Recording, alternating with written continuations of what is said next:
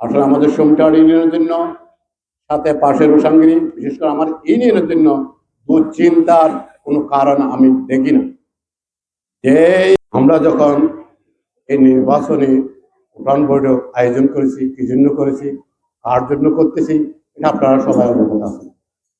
আলমগীর ভাই দুঃসময়ে এই জাতীয়তাবাদী দলের জন্য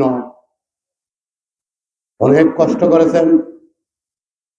যার ত্যাগ কিছুটা হলো আমরা যদি লাঘব, কিছুটা যদি ওনাকে যদি সম্মানিত করতে পারি, সে 12 তারিখ আমাদেরকে অবশ্যই দানের শীষে ভোট দিয়ে ওনাকে জয়যুক্ত করতে হবে। এই দানের শীষের প্রতীক শুধু জাতীয়তাবাদী দল বিএনপির প্রতীক নয়, এই দানের শীষের প্রতীক বর্তমানে আমাদের স্বাধীনতার প্রতীক, দেশের সার্বভৌমত্বের প্রতীক, দেশের যে এখন যেই পরিস্থিতি সামনে আসতেছে, যদি দানের শীষের প্রতীকে যদি আপনারা যদি ভোট না দেন, তাহলে এটা বাংলাদেশ বলাও সামনে সমস্যা হয়ে যাবে।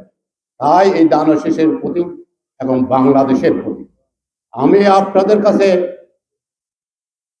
আবেদন করব, আগামী 12 তারিখ বিশেষ করে আমাদের সমিটার ইউনিয়নবাসী এখন ঐক্যবদ্ধ, অনেক আমাদের সমিটার ইউনিয়নের এই সংগঠনের জন্য অনেক কষ্ট আমরা করেছি। এই কষ্টর এই রেজাল্ট আমরা পেতে পারি আগামী 12 তারিখ।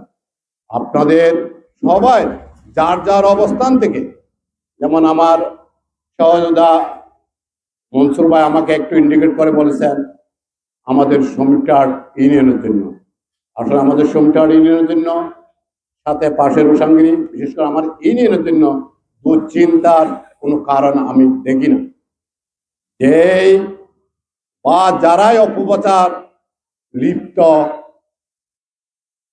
যারা কাঙ্ক্ষিত কোনো গুজব তরিও যখন কিছু করতে পারে নাই, তাই এখানে ভয়ের কিছু নেই।